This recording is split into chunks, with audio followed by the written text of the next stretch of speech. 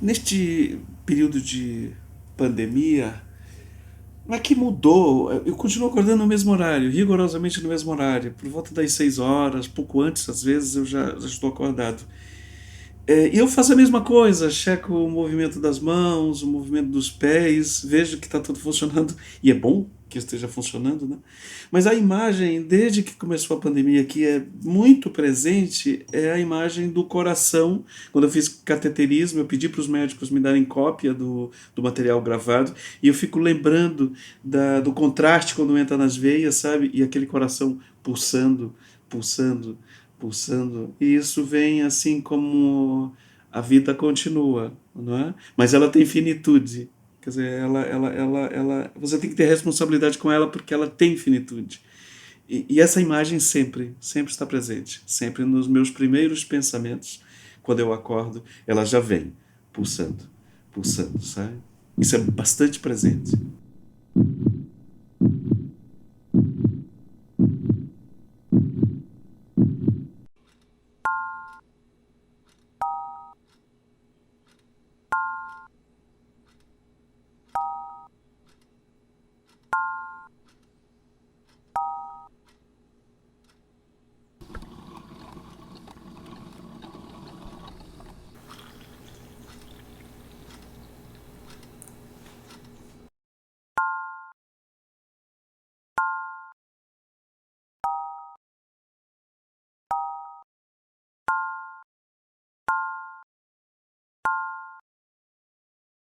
Bom, eu comecei no audiovisual no final de 1988, na TV Antares, na época dirigida pelo Chaim Litevski e o Zé Carlos Asbeg. Nós desenvolvemos alguns programas de televisão, pequenos documentários, trabalhos desta área. E algum tempo depois, como bolsista do governo holandês, eu fui estudar na Holanda, em Hilversum, direção de documentários e produção. Durou um ano este curso e eu emendei, digamos assim, com outro curso que eu fiz em Madrid, na Espanha, do qual eu morei os 2 anos seguidos. Voltando para o Brasil, eu fui trabalhar diretamente no Rio de Janeiro, fazendo freelancer para o Ibase Vídeo, na época do Betinho, trabalhando também em outra produtora chamada Fase, e eu acho que o mais importante falar desse período é que eu já tinha relação próxima com a Suécia, como país, como técnicos, como alguns amigos, e eu fui convidado para co-dirigir um documentário sobre o final da Guerra Civil em El Salvador, na América Central. Essa direção eu fiz junto com Ana Tiblini e Bo Johansson. E esse documentário, pelo que eu lembro, na verdade foi gravado pouco tempo depois dos acordos de paz de Chapultepec, no México. E também não posso negar que teve uma ajuda significativa do Chaim Litevski. Ele já trabalhava no escritório de Nova York das Nações Unidas e teve um auxílio para que as gravações realmente acontecessem.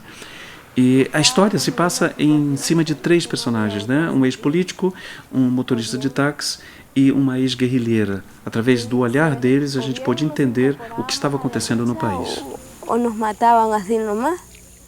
E isso foi marcante não só pela envergadura do documentário, que era um documentário internacional feito para a Suécia. Eu era um dos diretores, eu fotografava o filme, editava, eu fui o editor do filme e co-dirigia. Era uma responsabilidade muito grande.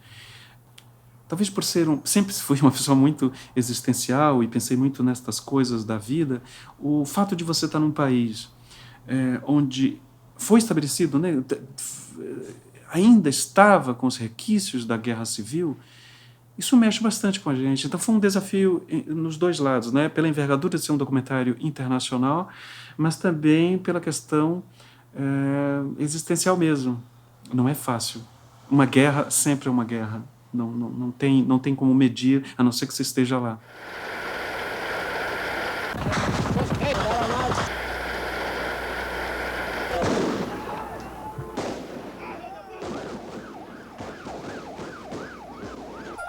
Eu acompanho o trabalho do Douglas há mais de 30 anos, e nessas 3 décadas que a gente tem uma relação de amizade, eu vejo algumas características pessoais que se refletem no trabalho do Douglas. E quais são elas? Primeira, a curiosidade, né? Ele é uma pessoa absolutamente curiosa de tudo e de todos, e sobre tudo e sobre todos. A segunda coisa é o entusiasmo, né? que move o mundo, na minha opinião, é entusiasmo, e o Douglas tem isso dentro da alma. A terceira coisa é essa preocupação que ele tem com a forma e com a linguagem. Eu acho isso muito legal, que ele sempre se preocupa em maneiras novas de contar as histórias e apresentá-las, seja em literatura e seja no cinema, que é uma grande paixão que a gente divide também. Eu parabenizo o Douglas. É um privilégio ter ele como amigo íntimo da família. Nossas famílias se conhecem, se gostam, e eu desejo tudo de bom para o Douglas para sempre. Voltando depois da guerra, depois da guerra em El Salvador, eu fui convidado através do Unicef para trabalhar num projeto chamado Saúde e Alegria na Amazônia, onde eu morei 2 anos. Trabalhava com os ribeirinhos, com as comunidades ribeirinhas do rio Tapajós, Arapiuns e rio Amazonas. A gente vivia basicamente num barco. Mas nesse período eu entrei nessa crise de fazer algo que fosse meu, um projeto que eu queria desenvolver. Eu já tinha escrito o roteiro do Cipriano e foi uma época que eu disse, não, vou fazer o roteiro, transformar esse roteiro num filme propriamente. Vim para Teresina, voltei para Teresina, é um período em que juntamos a equipe, foi um período também que nasceu a Trinca Filmes, que ainda hoje eu e Gardenia levamos à frente, mas com os técnicos do Piauí, com esta ponte estabelecida na Suécia, com técnicos da Suécia, eles trouxeram os equipamentos de lá e nós filmamos o Cipriano em Super 16mm. Foi um filme curioso, porque ele foi filmado aqui, mais de 90% eram de piauienses ou residentes no Piauí há muito tempo, e esses 8%, mais ou menos, eram os técnicos suecos encabeçados pelo fotógrafo, diretor de fotografia, no caso, Mattias Rockberg. Nós levamos esses negativos para serem revelados em Londres, na Technicolor, e logo depois foi montado em Estocolmo, na Suécia. O lançamento do filme aqui, em 2001, março de 2001, ele foi curioso, porque grande parte dos espectadores, digamos assim, uma metade, odiou o filme, e a outra metade adorou o filme, amou de paixão. E o filme gerou teses de doutorado, dissertação na universidade, foi absorvido pelo meu acadêmico, que me deixa muito orgulhoso. Mas ele também seguiu este caminho natural, né, de ser exibido em alguns cinemas. É um filme extremamente autoral, mas chegou a Porto Alegre no cinema, chegou a Fortaleza, Rio de Janeiro, Recife, e aqui no Piauí teve, claro, um apelo maior, por eu ser piauiense também. Mas também depois seguiu, foi absorvido pelo canal a cabo e seguiu sua carreira em alguns anos, até renovado o contrato com o Canal Brasil. Neste período, até porque a Trinca já estava em amplo funcionamento, e minha relação forte que tem com literatura, nós começamos uma série chamada Literatura Brasil, que seria destinada a ter um diálogo, uma conversa. Os documentários todos de longa duração seria um diálogo inteiro com escritores. Nós fizemos o primeiro com um poeta piauiense, H. Dobal, o filme chamado Um Homem Particular. Depois a gente abraçou a obra do Ariano Suassuna, com Sertão Mundo de Suassuna, que eu tenho muito orgulho também de até ter mantido essa relação. Isso é uma demoralização. No quarto onde eu nasci tem um computador. Eu tenho impressão que era isso. Tem uma coisa curiosa, porque no livro derradeiro do Ariano, nós fizemos também uma revista que eu falo um pouco sobre ela também, mas no livro derradeiro do Ariano, Dom Pantero, eu lendo lá, chega uma página que está lá, eu como uma das personagens que está filmando o Dom Pantero.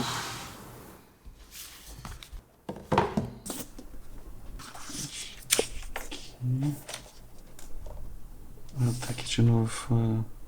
Desde que, para realizá-la, pudesse contar com a música de Antônio Madureira, as câmeras de Marcos Vilar, Douglas Machado e Cláudio Brito, com os cenários e figurinos de Manuel Saavedra Jaúna, grande Ariano Suassuna. Cara, isso me deixou tão emocionado, não é pela honraria somente, mas pela memória que se estabeleceu como escritores, porque tem uma coisa curiosa nessa série em especial. Todos os escritores, nós estabelecemos uma relação muito próxima e uma amizade que se fortaleceu ao longo dos anos. Depois do Ariano teve o Marcos Vilaça, de Pernambuco, teve o Luiz Antônio de Assis Brasil, este em especial nós desenvolvemos uma moto aí, Com Assis, nós desenvolvemos até outros projetos, como Ensaios Íntimos Imperfeitos, que é em cima de um livro dele, que são reflexões. E aí é um filme muito curioso, porque são vários curtas que compõem esse trabalho, em que trabalhando as reflexões que ele tem sobre várias circunstâncias da vida. É bem um documentarista em diálogo direto com o escritor. Tem uma carreira literária já antiga, aí com mais de 20 livros, alguns prêmios nacionais, internacionais, algumas traduções. Mas eu quero dizer que de tudo isso, a maior alegria que eu tive foi quando conheci Douglas Machado e quando ele fez o seu filme, o seu documentário, O Códice Cinzão. Quero dizer que foram momentos inesquecíveis de gravação e depois de acompanhamento do trabalho cuidadoso, verdadeiramente artístico, que ele realizou, assim como vem realizando em tudo que ele faz. Então, o meu depoimento é para reconhecer esse trabalho e dizer que sim, nós temos no Brasil um grande cineasta que deve nos orgulhar. Ele é do Piauí, ele vive em Teresina e é um homem do mundo. Tenho por ele o maior apreço, o maior carinho e desejo que ele continue nos honrando com as suas produções. Você está vendo esse conjunto de cordas que prende a parte de couro de cima e a parte de couro de baixo. Você põe o braço aqui, quem sabe tocar, que não é o meu caso, aperta conforme aperta, e conforme o lugar onde aperta, altera o timbre.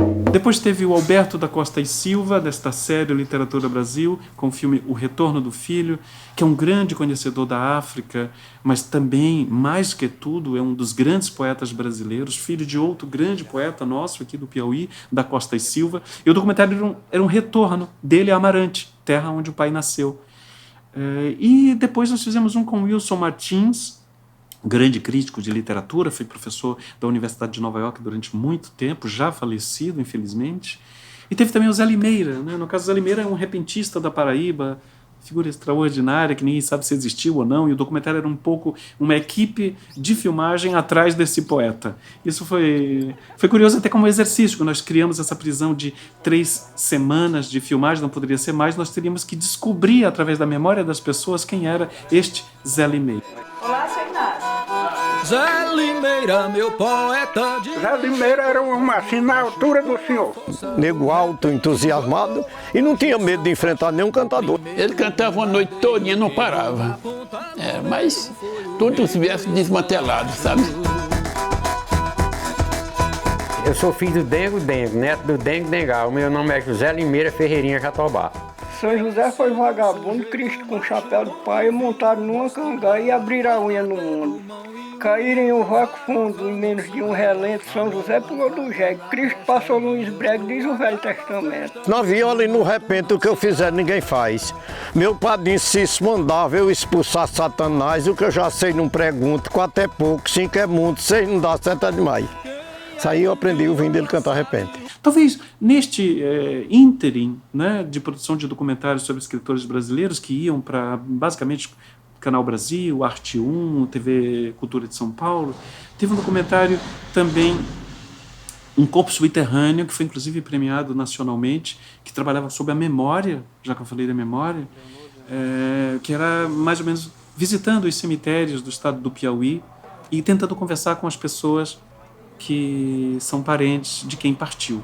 Eu gostava muito de ir por meus filhos. Um documentário que sempre volta à cabeça pela questão mais tocante, né, da memória, de como você trata os seus entes queridos. Representa muito.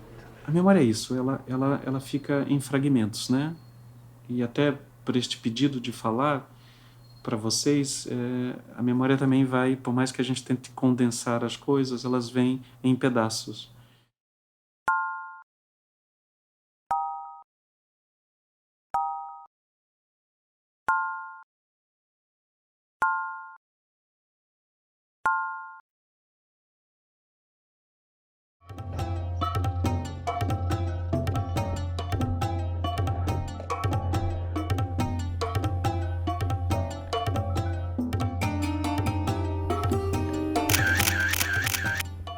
veio também a questão da literatura escrita, que ela se dividiu em dois caminhos, né? Com o João Marcelo, produzindo na Oblíqua a revista literária chamada Oblíqua, que eram especiais, assim como os documentários da Célebre Literatura Brasil, a gente terminou fazendo especiais, só que impressos, né? Com Ariano Suassuna, com Alberta Costa e Silva, com Paulo Henriques Brito, grande poeta carioca, com Valmir Ayala, um poeta extraordinário do Rio Grande do Sul, mas que viveu grande parte da vida dele no Rio de Janeiro.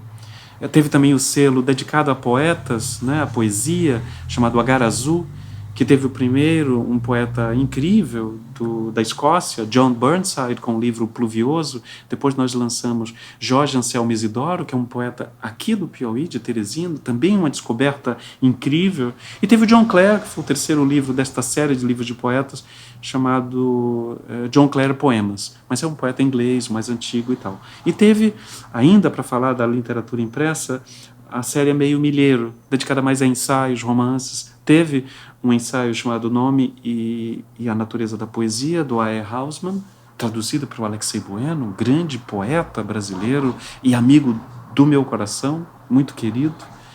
E teve também o Havergy, que é voltando ao John Burnside, só que num romance de ficção científica.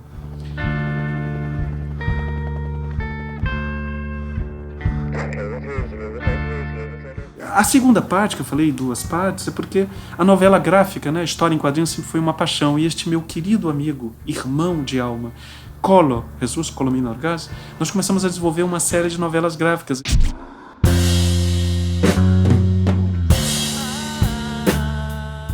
Ele é um roteirista de quadrinhos extraordinário e também um ilustrador de mão cheia. Eu comecei a colaborar com eles. Com ele, no caso. Nós fizemos o Hoy es un buen día para morir,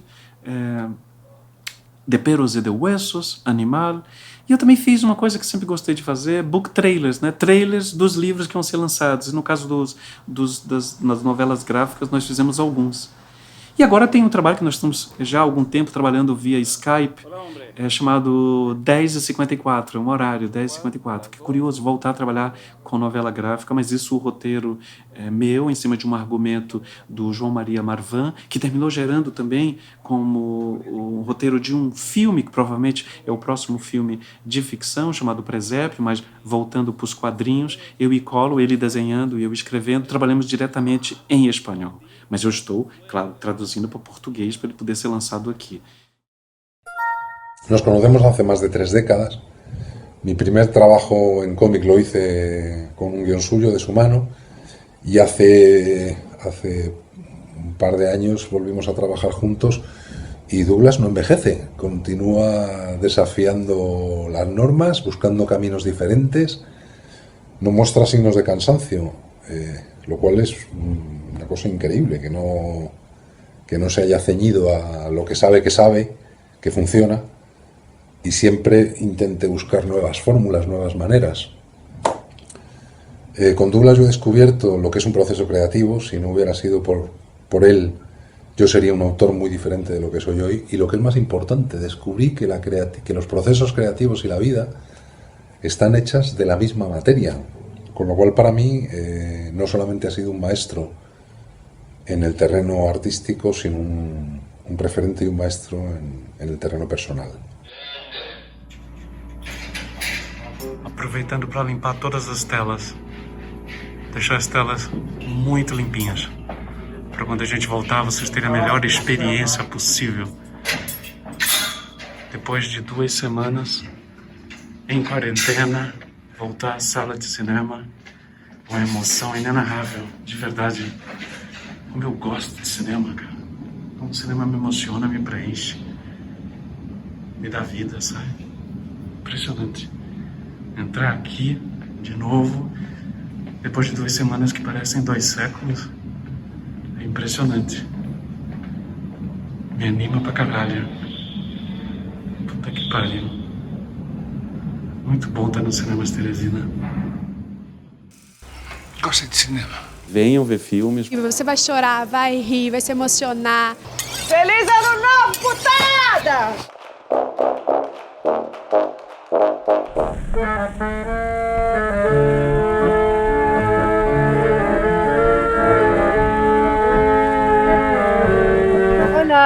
Teresina. Eu e o Giovanni de Lorenzi estaremos aí para conversar com vocês. Trocar experiências, sensações. No Cinemas Teresina. Aqui nos Cinemas Teresina, nós aqui da Trinca Filmes somos responsáveis pela curadoria e pela programação. E aí uma programação diferenciada, porque eu acredito assim que o cinema como sala de exibição ela não pode se limitar a apenas a exibir filmes, e menos ainda a exibir só blockbusters. Nós temos que alinhavar a produção de filmes do circuitão, claro, que gera ingressos e tem interesse do público, mas nós não podemos cercear o público de uma programação autoral e, sobretudo, que é o meu grande foco de interesse, de cinema brasileiro. Nós vivemos no Brasil. Nós temos que conhecer e ter acesso ao cinema produzido em nosso país, não só de outros países, claro. E dentro disso também fazer um trabalho que não é de curto prazo, nem de médio prazo, é de longo prazo, mas a diretoria sempre recebeu essas ideias com muita atenção, com muita parceria, e nós começamos a desenvolver também ações ligadas à sétima arte. Dá para ver um trabalho sério de longe, e eu identifiquei isso junto com a vitrine, o trabalho do Douglas, aqui no shopping, que eu acho que é um desafio ainda maior, que é unir qualidade com gerar renda, né, a partir do cinema. E eu estou muito impressionado e estou muito feliz de ter feito o esforço de vir aqui em Teresina. Fizemos mais de 25 sessões com debate, trazendo filmes de grande apelo comercial, mas também filmes menos conhecidos, quer dizer, vai de um Bacurau, do Kleber Mendonça Filho e Juliano Dornelles, a um Super Memórias, do Danilo Carvalho, aqui do Piauí. E muitos destes filmes, sempre com o realizador, mas muitas vezes com alguém mais, ou um ator, ou alguém da técnica, o que faz com que o diálogo, né, seja ainda mais presente. Ademais, esse diálogo eu só faço intermediar, né? A minha curadoria sempre dá oportunidade para que as perguntas nestas sessões com debate sejam feitas sobretudo pelo público.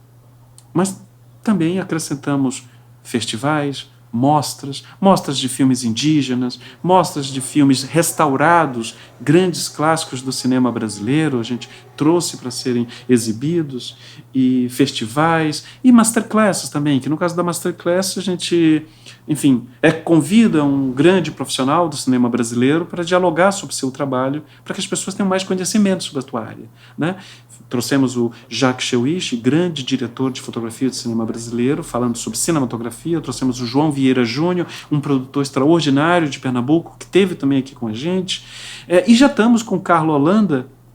Eu até pedi que ela gravasse um depoimento a pedido dos produtores deste vídeo para falar com a gente, mas ela vai falar sobre o cinema e a presença da mulher no cinema brasileiro. O Douglas também, pode-se dizer hoje, ele é uma das pessoas mais atuantes e fomentadoras do cinema no Brasil, principalmente em relação à formação de público, o que é uma tarefa somente possível de ser executada na proporção que ele executa com as ferramentas de cinéfilo que ele tem. Isso junto a um senso ético muito forte e um sentido de perfeccionismo que me parece, a sua marca peculiar, né?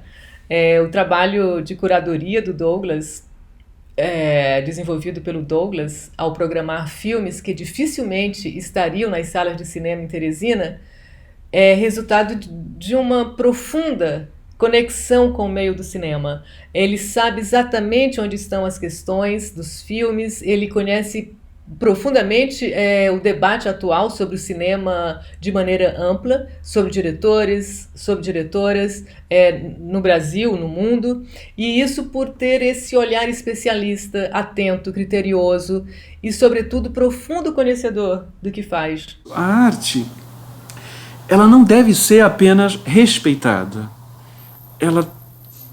Nós temos que dar acesso a ela, ao nosso público. Por isso que eu digo que é um trabalho de várias mãos, né?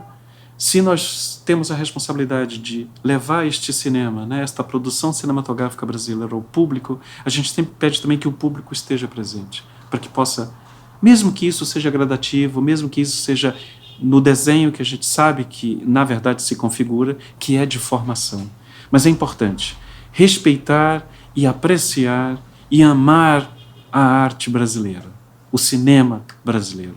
ele gera trabalho, ele gera impostos, ele gera emprego. Então não é só a arte em si, mas é o que a arte gera também para o Brasil.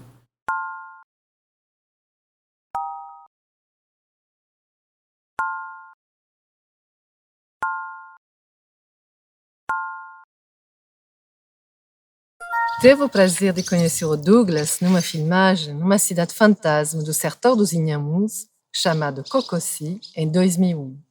E ficamos amigos de infância, foi amor à primeira vista, cabras à peste, loucos por cinema. E como diz o ditado espanhol, Deus los cria e eles se juntam. Por isso apresentei o outro amigo armeniano, o Haira Alican, que mora em Buenos Aires, e recentemente um amigo poeta iraniano, Mohsen Emadi, que mora no México, outro louco por cinema. E aí aconteceu o que tinha que acontecer. O Douglas já organizou uma mostra de cinema argentino independente, com Haira como curador, outra de cinema francês, comigo mesmo, e agora está preparando uma mostra de cinema iraniano em Teresina, com Mohsen como curador. Então o Douglas é assim, ama o cinema. Ele pensa, fala, sonha, come, respira, bebe cinema o tempo todo. ¿Qué has pensado hasta el momento? Así, de una manera muy rápida, así, ¿qué has pensado? Porque, claro, no vamos a... Con 8 películas no se puede hablar de todo, pero seguramente se puede tener una mirada, una percepción de Mohsen acerca de su propio país.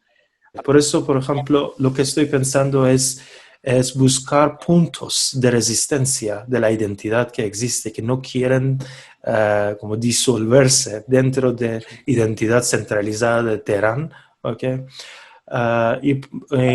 Pues como por ejemplo, uno de los directores que pensé es Awfaz Jalili. Él, por ejemplo, ese es un tipo que, digo, es de Teherán, nació en Teherán, pero su mirada es hacia periferias.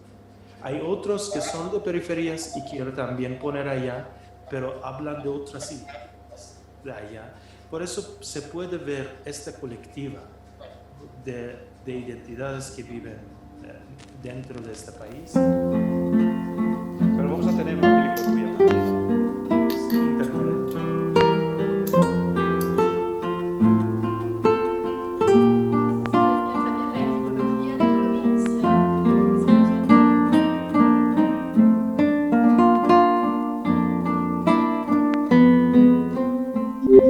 Olha aí, Douglas, um videozinho de 3 minutos que eu fiz com a Dinorá para participar de um edital para filmes curtíssimos, até 3 minutos. Que lindo esse filme, cara, muito lindo. Não, vamos colocar em DCP, dá um jeito de colocar em DCP, ou tu manda para mim em alta para eu falar com o Bigli e vamos colocar no cinema, cara.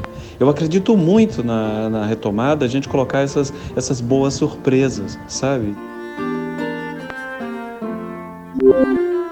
Ouvi uma entrevista sua, né, num programa, agora Gardênio mandou e eu assisti. Você fala esse momento de retomada, de ressignificar os espaços, as distâncias, as formas, né? E aí eu lembrei que esse filme é uma dessas formas, né, de buscar uma aproximação, né, de buscar um pouco do amor, um pouco da presença, né, que a gente está sendo privado agora por conta da pandemia, né?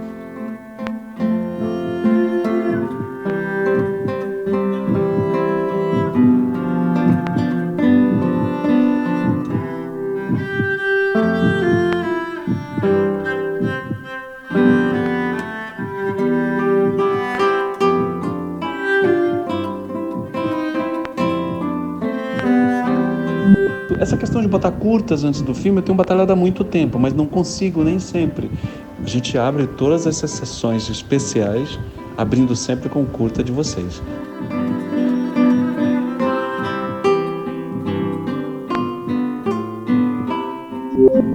Claro que eu topo, cara. Com muita honra, com muita felicidade, sabe?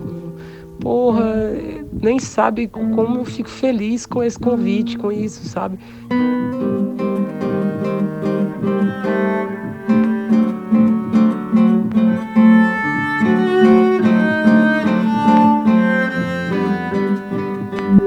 grande beijo.